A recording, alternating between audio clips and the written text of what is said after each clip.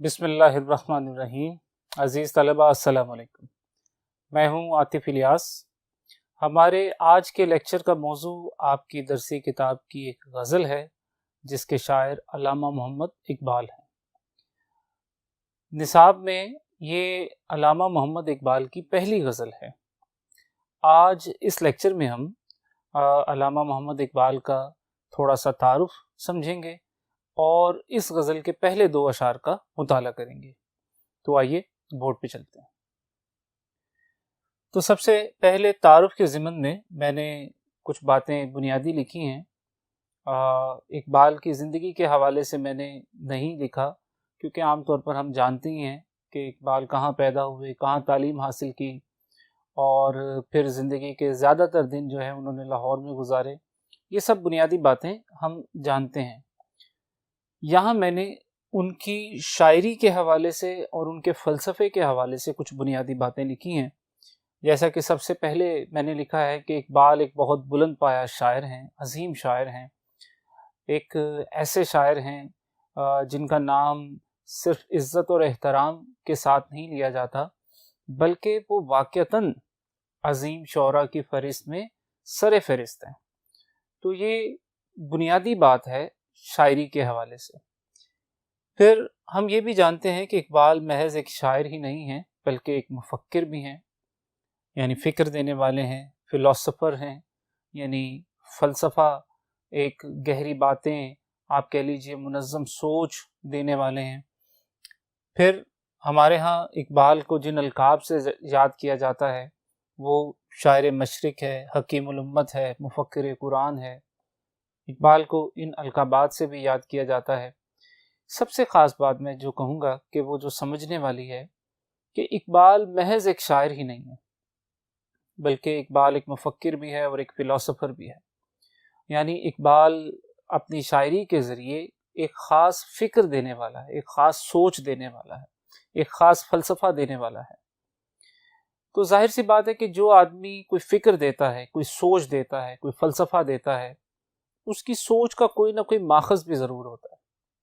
اور یہی دوسری اہم بات ہے اقبال کے حوالے سے کہ اقبال کی سوچ، فکر اور فلسفے کا ماخذ جو ہے وہ قرآن اور سنت ہے، اور یہ چیز اقبال کو دوسرے شاعروں سے ممتاز کرتی ہے۔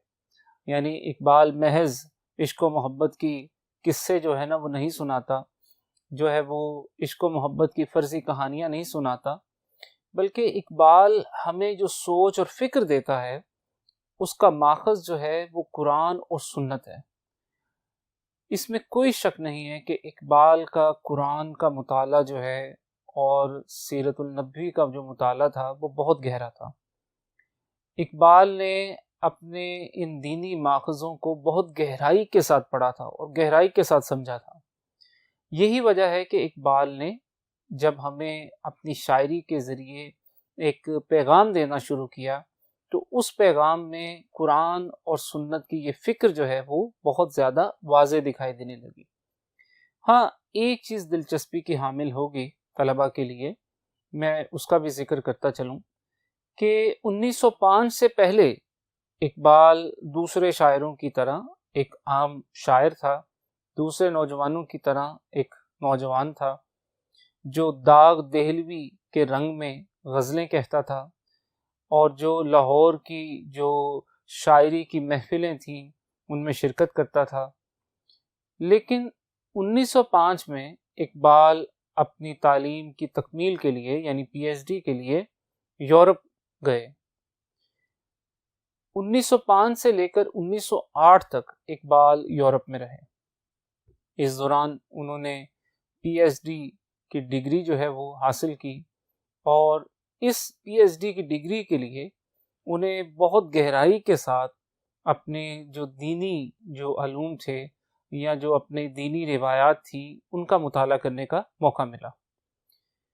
1908 میں جب اقبال واپس آئے یعنی ہندوستان واپس آئے تو ایک بالکل بدلے ہوئے اقبال تھے۔ اقبال خود کہتے ہیں کہ اس سفر نے انہیں مسلمان کر دیا۔ یہ حقیقت ہے کہ یورپ کے سفر نے اقبال کی آنکھوں پر پڑے ہوئے پردے ہٹا دیے۔ انہوں نے بہت گہرائی کے ساتھ اپنے دین کا مطالعہ کیا، انہوں نے بڑی گہرائی کے ساتھ مغربی تہذیب کا مشاہدہ کیا، اور وہ اس نتیجے پر پہنچے کہ جو باتیں وہ پہلے سمجھ بیٹھے تھے، جن باتوں کو وہ پہلے سچ سمجھتے تھے، وہ سب غلط تھیں۔ یہی وجہ ہے کہ اس سفر سے واپس آ کر اقبال ایک نیا اقبال بن گیا، ایک نئے اقبال کے روپ میں ہمارے سامنے آئے، اور پھر اقبال نے اپنی اس قومی اور ملی شاعری کا آغاز کیا، جس کا ایک جھلک جو ہے وہ آپ کو شکوہ اور جواب شکوہ میں نظر آتی ہے، اور وہ اقبال بھی ہمیں نظر آتا ہے کہ جو پھر اسرار خودی کے روپ میں ہمیں ایک فلسفہ، ایک فکر دیتا ہے۔ تو اقبال جو ہے وہ ایک نئے اقبال کے روپ میں ہمارے سامنے آتے ہیں۔ تو یہ بات طلباء کے لیے دلچسپی کی حامل ہوگی کہ اقبال کے ذہنی سفر میں ایک ہمیں ارتقاء نظر آتا ہے، ہمیں بتدریج اس میں تبدیلی نظر آتی ہے، اور خاص طور پر یورپ کے سفر سے واپس آ کر ہمیں ایک بالکل بدلا ہوا اقبال دکھائی دیتا ہے۔ اقبال نے کیا خاص کام کیا اپنی شاعری کے ذریعے؟ کچھ باتیں جو یہاں پر بہت زیادہ تو بیان کرنے کا موقع نہیں ہے۔ سب سے زیادہ بنیادی بات یہ ہے کہ اقبال نے اپنی شاعری اور فلسفے کے ذریعے اس قوم کو خواب غفلت سے بیدار کیا جو صدیوں سے بے عملی اور غفلت کی نیند میں ڈوبی ہوئی تھی۔ یعنی اس بات میں کوئی شک نہیں ہے کہ پچھلے 300 برسوں سے مسلمانوں کے جو قومی زندگی تھی، ملی زندگی تھی، اس پر جمود طاری تھا۔ مسلمان بے عملی کا شکار تھے، خصوصاً ہندوستان کے مسلمان تو ہاتھ پر ہاتھ دھرے منتظر فردا تھے، کل کا انتظار کر رہے تھے۔ وہ اس قدر غلامی کی زندگی کے عادی ہو چکے تھے کہ اسی کو حقیقت سمجھ بیٹھے تھے، اور ان کے ذہن و دل کے کسی خانے میں یہ تصور موجود نہیں تھا کہ اس غلامی کی حالت کو بدلا بھی جا سکتا ہے۔ وہ بھول بیٹھے تھے کہ وہ ایک بہت شاندار امت رہے ہیں، 1000 سال تک انہوں نے دنیا پر حکمرانی کی ہے۔ انہیں یوں لگتا تھا کہ جیسے دنیا ہمیشہ سے ایسے ہی چلی آ رہی ہے، وہ ہمیشہ سے غلام ہی چلے آ رہے ہیں۔ یہی وجہ ہے کہ اقبال کا سب سے بڑا کارنامہ جو سمجھا جاتا ہے کہ انہوں نے ہندوستان کے مسلمانوں میں ایک بیداری کی لہر پیدا کی، انہیں غفلت سے بیدار کیا، ان کے اندر حرکت پیدا کی، ان کے اندر مسلم قومیت کا شعور پیدا کیا کہ وہ ایک قوم ہے، انہیں کچھ کرنا ہے، ان کی ایک منزل ہے، ان کی زندگی کا ایک مقصد ہے۔ تو یہ اقبال کا سب سے بڑا کارنامہ سمجھا جاتا ہے۔ پھر اس کے علاوہ اقبال کا دوسرا اہم کارنامہ یہ ہے کہ انہوں نے اپنی شاعری کے ذریعے اردو اور فارسی دونوں جو شاعری انہوں نے کی ہیں، اس کے ذریعے اقبال نے فلسفہ خودی کا تصور دیا، یعنی خودی یعنی خود شناسی کا، اپنی حقیقت کو پہچان لینے کا تصور دیا۔ یہ بات حقیقت ہے کہ اس دور میں، یعنی اگر آپ اس دور کے مسلمانوں کو دیکھیں تو وہ اپنی خودی کو مٹائے بیٹھے تھے، وہ اپنی خودی کو بھولے بیٹھے تھے، وہ یہ بھول بیٹھے تھے کہ اللہ نے انہیں اشرف المخلوقات پیدا کیا ہے، وہ بھولے بیٹھے تھے کہ وہ اس دنیا میں آخری امت ہیں، ان کے ذمے جو ہیں وہ بہت اہم کام ہے، بے خبر تو زمانے میں خدا کا آخری پیغام ہے۔ یہ جو حقیقت تھی یہ وہ بھلائے بیٹھے تھے۔ تو اقبال نے اپنے خودی کے فلسفے کے ذریعے مسلمانوں کے اندر ایک نئی روح پھونکی، انہیں یہ تصور دیا کہ تمہیں اپنی حقیقت کو پہچاننا ہے، تمہیں اپنی اہمیت کو سمجھنا ہے، تمہیں یہ جاننا ہے کہ تم ایک بیکار اور تم ایک لا حاصل جو ہے وہ کوئی مخلوق نہیں ہو، بلکہ تم ایک بامقصد مخلوق ہو، تم ایک بامقصد امت ہو جس کے ذمے اس دنیا کی تقدیر ہے۔ اقبال نے اپنی شاعری کے ذریعے انقلابیت کی بنیاد رکھی، یعنی انقلابی تصورات دیے، حرکت اور عمل کا تصور دیا، جیسا کہ میں نے بتایا کہ مسلمان خصوصاً یہ بھولے بیٹھے تھے کہ زندگی میں کوئی حرکت اور عمل بھی ہے، ہاتھ پر ہاتھ دھرے بیٹھے تھے۔ اقبال نے انہیں ملت کا تصور دیا کہ نیل کے ساحل سے لے کر تاب خاک کاشغر جو ہے، ہم ایک قوم ہیں، ہم ایک جو ہے وہ امت ہیں۔ پھر اقبال نے خصوصاً ہندوستان کے مسلمانوں میں مسلم قومیت کے تصور کو اجاگر کیا، ان کے اندر یہ شعور پیدا کیا کہ تم کوئی پراگندہ قوم نہیں ہو، بکھری ہوئی قوم نہیں ہو، بلکہ تم ایک ایسی قوم ہو جس کی بنیاد مشترک ہے، یعنی توحید۔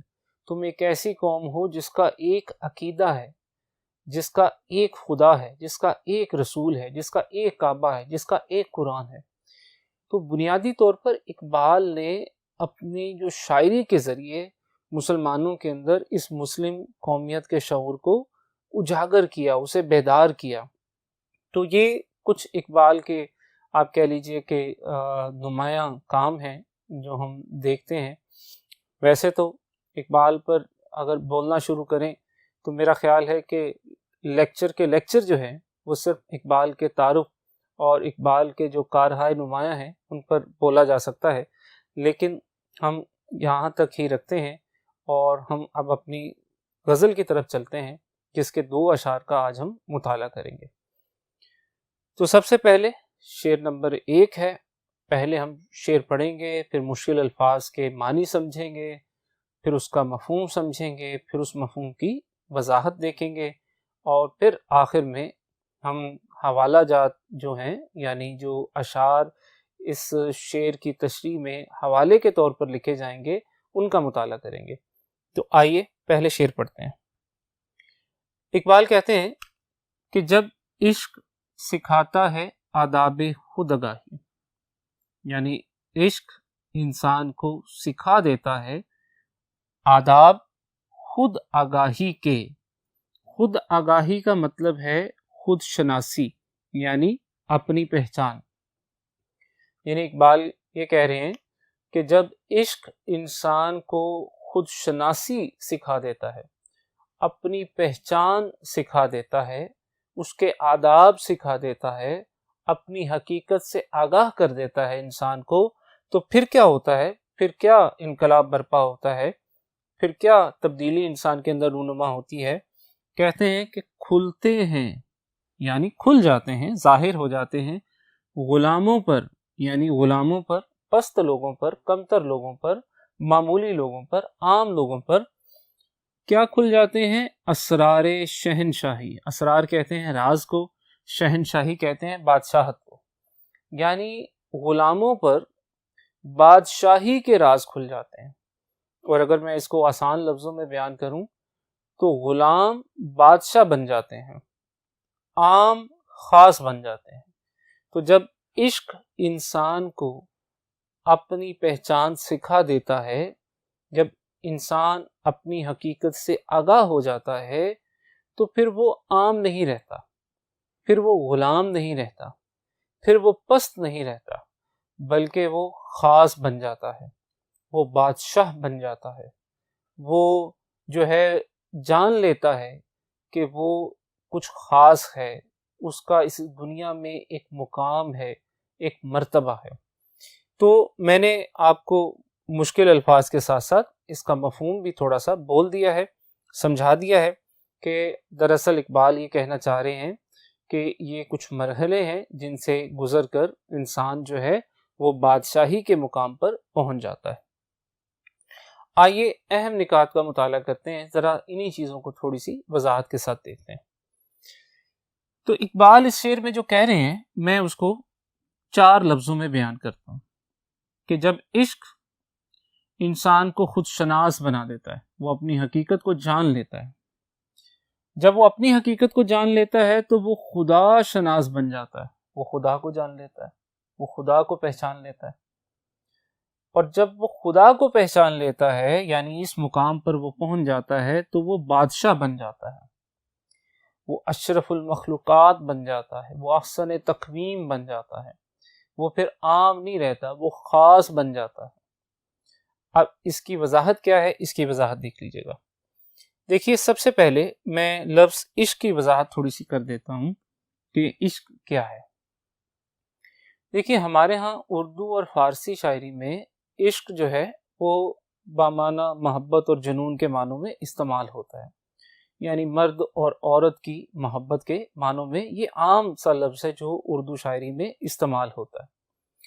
لیکن اقبال نے اس لفظ کے معنی بالکل بدل دیے۔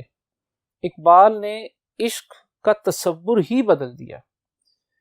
اقبال کے ہاں عشق محض کوئی جو ہے وہ عام سا جذبہ نہیں ہے، ایک مرد اور ایک عورت کی، ایک انسان کی دوسرے انسان سے محض کوئی محبت کا کوئی جذبہ نہیں ہے۔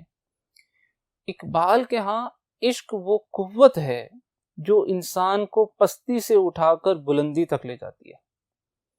اقبال کے ہاں عشق وہ طاقت ہے، اقبال کے ہاں عشق وہ ایندھن ہے، وہ فیول ہے جو انسان کو اڑان بھرنے میں مدد دیتا ہے۔ یعنی جیسے میں آپ کو مثال دوں کہ جیسے ہم دیکھتے ہیں کہ خلائی جہاز جب زمین کی پستی سے اٹھتا ہے اور خلا کی بلندیوں میں پہنچتا ہے تو پستی سے بلندی تک پہنچنے کے لیے اسے کسی ایندھن کی ضرورت ہوتی ہے، اسے کسی فیول کی ضرورت ہوتی ہے۔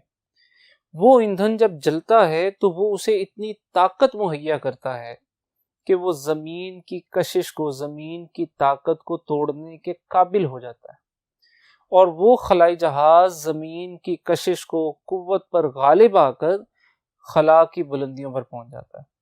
اسی طرح اقبال کے ہاں عشق جو ہے وہ طاقت ہے، وہ ایندھن ہے جو انسان کو جو ہے وہ حیوانی سطح سے اٹھا کر انسانی سطح تک لے جاتا ہے، اسے پستی سے اٹھا کر بلندیوں کا مکین بنا دیتا ہے۔ اسی لیے اقبال نے یہ کہا تھا کہ عشق کی ایک جست نے طے کر دیا قصہ تمام، عشق کی ایک جست نے، چھلانگ نے طے کر دیا قصہ تمام، اس زمین و آسمان کو بے قراں سمجھا تھا میں۔ یعنی میں تو یہ سمجھا تھا کہ یہ زمین و آسمان بے قراں ہیں، بے جو ہے نا انتہا وسعتوں کے حامل ہیں، لامحدود ہیں، لیکن عشق کی ایک جست نے انسان کو اس زمین سے اٹھا کر جو ہے وہ آسمان کی بلندیوں پر پہنچا دیا۔ اس شعر میں خاص واقعہ معراج کی طرف بھی اشارہ ہے، یعنی نبی کریم صلی اللہ علیہ وآلہ وسلم جو ہیں وہ اس دنیا سے، اس زمین سے جو ہے وہ اللہ کے عرش تک پہنچ گئے، ٹھیک ہے نا، اللہ کے عرش کے سامنے حاضر ہوئے، ساتویں آسمان پر پہنچ گئے۔ تو اقبال کے ہاں عشق ایک طاقت ہے، ایک قوت ہے، یعنی اقبال عشق کو عقل پر ترجیح دیتے ہیں۔ اقبال سمجھتے ہیں کہ عقل جو ہے وہ کمتر ہے اور عشق جو ہے وہ برتر ہے۔ اقبال یہ سمجھتے ہیں کہ عشق وہ قوت ہے جو انسان کو یہ جو تین سمتی دنیا ہے اس سے اٹھا کر، یعنی ایک بات آپ سمجھتے ہوں گے کہ جس دنیا میں ہم رہتے ہیں یہ 3 ڈائمنشنل جو ہے وہ دنیا ہے، 3 سمتی، سہ سمتی جو ہے وہ دنیا ہے، لیکن اقبال یہ سمجھتے ہیں کہ عشق جو ہے اس میں اتنی قوت ہے کہ انسان کو ان 3 سمتی دنیا سے اٹھا کر جو ہے اسے اس سے زیادہ جو سمتیں ہیں ان میں لے جانے کی وہ قوت رکھتا ہے۔ تو اقبال کے ہاں عشق اصل میں طاقت ہے، قوت ہے۔ پھر عشق انسان کو جب خود شناسی سکھاتا ہے، اپنی پہچان سکھاتا ہے، اپنی پہچان، اپنی حقیقت سے آگاہ ہونا، یہ اقبال کا اصل میں خاص فلسفہ خودی ہے۔ یعنی اقبال نے اپنی شاعری میں ایک فلسفہ دیا ہے جسے ہم فلسفہ خودی کہتے ہیں، اور اس کا مطلب یہ ہے اپنی پہچان سے، اپنی حقیقت سے آگاہ ہو جانا۔ یعنی انسان جو ہے وہ اپنی حقیقت کو جان لیتا ہے کہ وہ احسن تقویم ہے، وہ اشرف المخلوقات ہے، وہ کسی کا غلام نہیں ہے، نہ وہ نفس کا غلام ہے، نہ وہ کسی انسان کا غلام ہے، نہ وہ کسی مادے کا غلام ہے، نہ وہ کسی رسم و رواج کا غلام ہے۔ انسان ان سب سے برتر ہے، انسان ان سب سے بلندر ہے۔ قرآن کہتا ہے کہ ہم نے انسان کو احسن تقویم پیدا کیا ہے، بہترین ساخت پہ پیدا کیا ہے، یہ اللہ کا شاہکار ہے۔ قرآن کہتا ہے کہ ہم نے بنی آدم کو عزت عطا کی ہے، یعنی اسے محترم بنایا ہے، مکرم بنایا ہے، اسے اشرف المخلوقات بنایا گیا ہے، اسے دوسری مخلوقات پر فضیلت دی گئی ہے، انسان کو کسی کا غلام پیدا نہیں کیا گیا۔ تو اگر آپ انسانی تاریخ اٹھا کے دیکھیں تو انسانی تاریخ میں آپ کو نظر آئے گا کہ انسان تاریخ کے ہر دور میں کسی تصور کا، کسی انسان کا، کسی ادارے کا غلام رہا ہے، اور انہی کو ہمیشہ اپنے آپ سے برتر سمجھتا رہا ہے۔ اقبال کہتے ہیں کہ نہیں، انسان کسی کا غلام نہیں ہے۔ تو جب انسان اپنی اس حقیقت کو جان لیتا ہے کہ وہ کسی کا غلام نہیں ہے، وہ صرف اپنے رب کا غلام ہے، وہ صرف اپنے رب کا بندہ ہے، تو اس کی خودی جو ہے وہ انتہائی بلندیوں کو پہنچ جاتی ہے، اس کی خودی جو ہے وہ تکمیل کی راہ پر چل پڑتی ہے۔ میں خودی کی مثال اگر آپ کو دوں سمجھانے کے لیے، طالب علموں کو ایک عام سی مثال میں دے رہا ہوں کہ خودی اللہ تعالیٰ نے انسان کے اندر ایک ایسی جو ہے وہ تخلیق کی ہے کہ جس کی مثال ایک بیج کی ہے۔ ایک بیج جو ہوتا ہے بظاہر وہ چھوٹا سا ننھا سا ایک بیج ہوتا ہے، لیکن کیا آپ جانتے ہیں کہ اس بیج کے اندر ہزاروں لاکھوں درختوں کا مادہ موجود ہوتا ہے۔ اس بیج سے جب ایک درخت پھوٹتا ہے، اس سے سینکڑوں بیج جنم لیتے ہیں، ان سینکڑوں بیجوں سے سینکڑوں درخت بنتے ہیں، ہزاروں بیج جنم لیتے ہیں، ان ہزاروں بیجوں سے ہزاروں درخت بنتے ہیں، پھر لاکھوں بیج جنم لیتے ہیں۔ یعنی ایک بیج جو ہے بظاہر وہ بہت معمولی دکھائی دیتا ہے، لیکن اس کے اندر جو ہے وہ ایک ہزاروں لاکھوں درختوں کا مادہ موجود ہے۔ اسی طرح اللہ تعالیٰ نے انسان کو دوسری مخلوقات سے افضل بنایا، اس کے اندر خودی کا بیج رکھا، جس کے اندر تخلیقی صلاحیت بھی ہے، جس کے اندر قدرت بھی ہے۔ یعنی اللہ تعالیٰ نے اس کے اندر تخلیقی صلاحیت رکھی، عقل رکھی، سوچنے سمجھنے کی صلاحیت رکھی۔ اللہ تعالیٰ نے اس کو قدرت دی کہ یہ ساری کائنات کو تسخیر کر سکتا ہے۔ انسان کے بیچ میں وہ تخلیقی قدرت موجود ہے جو اس ساری کائنات کو تسخیر کر سکتی ہے۔ اور قرآن میں اللہ فرماتا ہے کہ یہ زمین اور آسمان میں نے تمہارے لیے پیدا کیے ہیں تاکہ تم انہیں تسخیر کرو۔ تو اللہ نے انسان کے اندر بہت کچھ، بلکہ بہت ہی خاص ایک مادہ رکھا ہے جسے ہم خودی کہہ سکتے ہیں، جو اسے دوسرے جانوروں سے ممتاز بناتی ہے۔ باقی حیوانوں کے اندر یہ خودی موجود نہیں ہے، نہ سوچنے سمجھنے کی صلاحیت موجود ہے، نہ تخلیقی قدرت موجود ہے۔ تو یہ ایک انسان کی فضیلت ہے جو اسے دوسرے حیوانوں سے ممتاز کرتی ہے۔ تو اس خودی کی تکمیل میں اقبال 3 مراحل کا ذکر کرتے ہیں، 3 مرحلوں کا ذکر کرتے ہیں۔ ایک ہے اطاعت کا، ضبط نفس کا اور نیابت الہی کا۔ اطاعت یعنی کامل اطاعت، اللہ اور رسول کی اطاعت، ضبط نفس یعنی اپنے نفس پر ضبط رکھنا، اپنی خواہشوں کو قابو رکھنا، اور نیابت الہی یعنی اللہ کے نائب ہونے کا حق ادا کرنا، اللہ کا نائب بن جانا۔ تو اقبال یہ سمجھتے ہیں کہ اگر انسان ان 3 مراحل سے گزر جائے اور اس سفر میں عشق کو رہنما بنا لے تو وہ خودی کی انتہائی بلندی پر پہنچ سکتا ہے، جس کے بارے میں اقبال نے اپنے ایک شعر میں کہا تھا کہ خودی کو کر بلند اتنا کہ ہر تقدیر سے پہلے خدا بندے سے خود پوچھے بتا تیری رضا کیا ہے۔ تو خودی کی تکمیل اقبال کا ایک خاص موضوع ہے، اور اقبال کے خیال میں اس خودی کی تکمیل میں عشق جو ہے وہ رہنما ہے۔ اور جب انسان اس خود شناسی سے خدا شناسی کے مرحلے تک پہنچ جاتا ہے، یعنی اپنے رب کو پہچان لیتا ہے، وہ جان لیتا ہے کہ اس کا مالک، اس کا آقا، اس کا رب صرف ایک اللہ ہے، تو وہ پھر ہر طرح کی غلامی سے آزاد ہو کر بادشاہی کے مقام تک پہنچ جاتا ہے۔ وہ اس کائنات کا بادشاہ بن جاتا ہے، وہ جان لیتا ہے کہ یہ کائنات اس کے لیے پیدا کی گئی ہے، وہ پھر اسے تسخیر کرنے کی کوشش کرتا ہے۔ تو یہ اس شعر کا اصل میں موضوع بھی ہے کہ انسان کا عام سے خاص بن جانا۔ اس حوالے سے میں 2 مثالیں عرض کر دیتا ہوں کہ جب بلال رضی اللہ تعالیٰ عنہ کی ابتدائی حالت کو دیکھیں تو وہ ایک غلام تھے، لیکن جب عشق نے انہیں آداب خود آگاہی سکھا دی ہے تو وہ بلال سے سیدنا بلال رضی اللہ عنہ بن گئے۔ یہ ہے عام سے خاص بننے کا سفر۔ اسی طرح آپ عربوں کو دیکھیں، عرب جو ہیں وہ دنیا کے اندر ان کی کوئی حیثیت نہیں تھی، کوئی مقام نہیں تھا۔ جب عشق نے انہیں خود شناس بنا دیا، وہ جان گئے کہ وہ اپنے رب کے بندے ہیں، لا الہ الا اللہ محمد رسول اللہ کے عقیدے نے جب ان کے اندر خود شناسی کی روح پھونک دی تو عرب جو ہیں وہ عام سے خاص بن گئے اور ساری دنیا پر چھا گئے۔ تو یہ دو مثالیں سمجھنے کے لیے کافی ہیں کہ خود شناسی جو ہے وہ انسان کو غلامی سے نکال کر بادشاہی کے مقام تک لے جاتی ہے۔ حوالہ جات دیکھ لیجیے گا، اقبال ہی کے شعر ہیں کہ تو راز کن فکاں ہے، یعنی کن فکاں کا راز ہے، خدا کی تخلیق کا راز ہے۔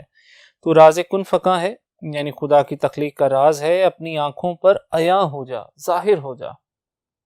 تو خدا کی تخلیق کا راز ہے، تو اپنی آنکھوں پر ظاہر ہو جا، خودی کا رازداں ہو جا، یعنی خودی کو جاننے والا بن جا، اپنے آپ کو پہچان لے، خدا کا ترجمہ ہو جا۔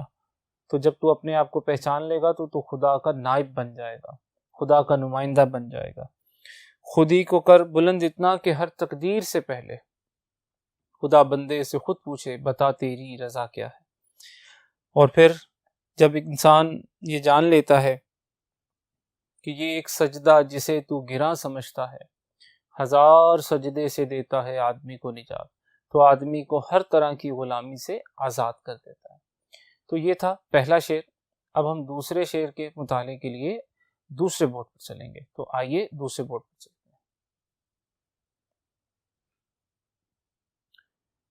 تو آئیے اب اسی غزل کے دوسرے شعر کا مطالعہ کرتے ہیں۔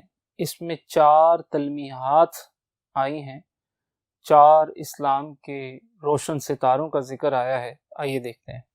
کہتے ہیں عطار ہو، رومی ہو، رازی ہو، غزالی ہو، کچھ ہاتھ نہیں آتا بے آہ سحر گاہی۔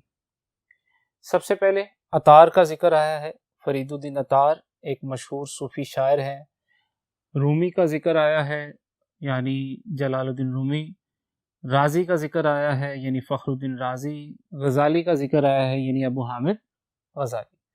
اقبال یہ کہتے ہیں کہ اگر تم ان جیسے بننا چاہتے ہو تو کچھ ہاتھ نہیں آتا بے آہ سحر گاہی۔ سحر گاہی یعنی صبح کے وقت جو ہے وہ بیدار ہونا، صبح کے وقت جو ہے وہ صبح کا وقت، اور آہ کہتے ہیں فریاد کرنا، غور و فکر کرنا، آنسو بہانا، دعا کرنا، یعنی صبح کے وقت جو ہے جو انسان جو ہے وہ ذکر و فکر کرتا ہے، خدا کے آگے جو ہے وہ دستے سوال دراز کرتا ہے، خدا کے آگے سجدہ ریز ہوتا ہے، اس کی تخلیقات پر غور و فکر کرتا ہے۔ اقبال کہتے ہیں کہ یہ بے آہ سحر گاہی، یہ صبح کے وقت بیدار ہو کر یہ جو ذکر و فکر ہے، اس کے بغیر یہ ممکن نہیں ہے کہ تم ان جیسا مقام حاصل کر سکو۔ یہاں ایک میں بات واضح کرتا چلوں کہ بے آہ سحر گاہی سے جو مراد لیا جاتا ہے وہ اس سے مراد ذکر و فکر بھی ہے، یعنی غور و فکر بھی ہے، اس سے مراد آہوزاری بھی ہے، اور اس سے مراد عشق و عمل بھی ہے۔ تو آئیے اب دیکھتے ہیں۔ سب سے پہلے اس میں اسلامی تاریخ کے 4 روشن ستاروں کا ذکر ہے، نامور ستاروں کا ذکر ہے۔ سب سے پہلے فرید الدین عطار کا ذکر کیا گیا ہے، بڑے نامور صوفی شاعر ہیں۔ اس نظم میں انہوں نے پرندوں کے مکالمے کی صورت میں، ان کے مکالمے کے پردے میں بہت زیادہ حکمت اور اسرار کی باتیں بیان کی ہیں۔ پھر اگلے جو جس ستارے کا ذکر ہے وہ ہیں جلال الدین رومی، صوفی شاعر ہیں، عالم دین ہیں، اور ان کی جو سب سے مشہور تصنیف ہے مثنوی مولانا روم۔ اس مثنوی کے بارے میں بس میں اتنا بتا دوں کہ اقبال کے ہاں قرآن اور سنت کے بعد اقبال سب سے زیادہ اسی مثنوی کا مطالعہ کرتے تھے، اور اس مثنوی میں جو تصورات دیے گئے ہیں، جو فکر دی گئی ہے، اس نے اقبال کو بہت متاثر کیا، اور اس میں بھی جو ہے جو حکمت اور اسرار کی باتیں ہیں وہ بہت زیادہ بیان کی گئی ہیں۔ یہی وجہ ہے کہ اقبال خود کو جو ہے وہ مرید ہندی اور رومی کو مرشد رومی کہا کرتے تھے۔ تیسرے ہیں جی فخر الدین رازی، عالم دین ہیں، ہرات کے ایک مدرسے میں شیخ الاسلام رہے، مفسر قرآن ہیں، اور کہا جاتا ہے کہ قرآن کے مشکل ترین مقامات کی جو فلسفیانہ تفسیر رازی نے کی ہے وہ کسی کے بس کی بات نہیں۔ پھر ابو حامد غزالی ہیں، مفکر ہیں، متکلم ہیں۔ مفکر یعنی فکر دینے والے، متکلم یعنی علم الکلام کا ماہر۔ یعنی غزالی کی جو کتابیں ہیں وہ بہت زیادہ ہیں، ان میں سے چند کتابیں ہمارے ہاں بہت مشہور ہیں، احیاء العلوم ہے، کیمیاء سعادت ہے، تحفۃ الفلاسفہ ہے۔ قصہ مختصر، یہ اسلامی تاریخ کے 4 نامور روشن ستارے ہیں، یعنی ان جیسا آپ کو حال حال ملے گا۔ تو اقبال یہ کہتے ہیں کہ اگر تم ان جیسا مقام حاصل کرنا چاہتے ہو، اس مقام پر پہنچنا چاہتے ہو، اس میں کوئی شک نہیں کہ ان لوگوں کا مقام بہت بلند ہے، بہت برتر ہے۔ انہوں نے اسلامی تاریخ پر اپنے انمٹ نقوش چھوڑے ہیں۔ تو اقبال کہتے ہیں کہ اگر تم ان جیسا بننا چاہتے ہو، ان کی طرح تاریخ میں زندہ رہنا چاہتے ہو، کچھ ایسا کرنا چاہتے ہو کہ جو بعد میں آنے والے انسانوں کو بھی متاثر کرے، نسلوں کو متاثر کرے، قوموں کو متاثر کرے، تو اقبال کہتے ہیں کہ اس مقام تک پہنچنے کے لیے جس چیز کی ضرورت ہے وہ آہ سحر گاہی ہے، یعنی صبح کے وقت بیدار ہونا، ذکر و فکر کرنا۔ میں نے بتایا ہے کہ آہ سحر گاہی سے مراد بہت سے معنی جو ہے نا وہ لیے جا سکتے ہیں، یعنی ذکر و فکر کرنا ہے، غور و فکر کرنا ہے، اور پھر عشق و عمل کا تصور بھی اس کے ساتھ جڑا ہوا ہے۔ تو اقبال یہ کہتے ہیں کہ یہ سب کچھ عشق اور عمل کے بغیر ممکن نہیں ہے، یعنی خالی علم حاصل کرنے سے تم ان جیسا نہیں بن سکتے، تم ان جیسے مقام پر نہیں پہنچ سکتے۔ جب تک تمہارے اندر وہ تڑپ نہ ہو جسے عشق کہتے ہیں، جب تک تمہارا علم عمل کی صورت میں نہ ڈھل جائے، تم ان جیسے مقام پر نہیں پہنچ سکتے ہو۔ تو اگر ان جیسا مقام حاصل کرنا ہے تو یہ بے آہ سحر گاہی، ذکر و فکر، عشق و عمل کے بغیر ممکن نہیں ہے۔ تو اپنے اندر وہ تڑپ پیدا کرو، اپنے اندر وہ اضطراب پیدا کرو، اپنے اندر وہ عشق اور عمل کی قوت پیدا کرو جو تمہارے علم کو موتی بنا دے، اور وہ موتی جو ہے قیامت تک جو ہے چمکتا رہے، دمکتا رہے، اور جو ہے دوسروں کو روشنی دیتا رہے۔ یعنی مراد یہ ہے کہ اقبال کے ہاں اقبال یہ تصور یہ سمجھتے ہیں کہ اس جیسا مقام حاصل کرنا صرف عام سی محنت سے ممکن نہیں ہے، اس کے لیے بہت زیادہ سوز و تڑپ جو ہے، اور بہت زیادہ محنت اور بہت زیادہ عشق اور عمل کی ضرورت ہے۔ تو اقبال کے ہاں اصل میں آہ سحر گاہی وہ قوت ہے، وہ طاقت ہے، عشق اور عمل ہے جو انسان کو ان جیسے مقام تک پہنچا سکتی ہے۔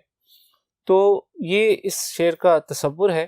اب آئیے دیکھتے ہیں جو اشعار میں نے حوالہ جات میں لکھے ہیں کہ یہ پیام دے گئی ہے مجھے باد صبح گاہی، کہ صبح کی ہوا مجھے یہ پیغام دے گئی ہے کہ خودی کے عارفوں کا ہے مقام پادشاہی، کہ جو اپنے آپ کو جان لیتے ہیں، خودی کے عارف یعنی خود کو جان لینے والے، ان کا مقام پادشاہی ہے، ان کا مقام بادشاہی ہے۔ اور یہی تصور جو ہے ہم نے پہلے شعر میں پڑھا تھا۔ عمل سے زندگی بنتی ہے جنت بھی جہنم بھی، یہ خاکی اپنی فطرت میں نہ نوری ہے نہ ناری۔ یعنی عمل وہ قوت ہے جو انسان کی زندگی کو بناتی ہے یا بگاڑتی ہے۔ اور پھر اقبال کا ایک قطعہ ہے جس میں اقبال نے یہ دعا کی تھی کہ جوانوں کو میری آہ سحر دے، یعنی جو میرا سوز ہے، میری تڑپ ہے، وہ میرے جوانوں کو بھی دے۔ تو جوانوں کو میری آہ سحر دے، پھر ان شاہین بچوں کو بالوں پر دے، عمل دے، عمل کی قوت دے۔ خدایا آرزو میری یہی ہے، میرا نور بصیرت عام کر دے۔ یعنی جس انداز میں میں دیکھ رہا ہوں میری اس سوئی ہوئی قوم کو، خواب غفلت میں پڑی ہوئی قوم کے نوجوانوں کو بھی جو ہے نا وہی قوت، وہی سوز، وہی تڑپ دے، تاکہ وہ جان لیں کہ عشق اور عمل کے بغیر کوئی بھی مقام حاصل کرنا ممکن نہیں ہوتا۔ تو آج ہم نے 2 شعروں کا مطالعہ کیا ہے، اگلے لیکچر میں ہم اگلے اشعار کا مطالعہ کریں گے. آج کے لیے اتنا ہی. تب تک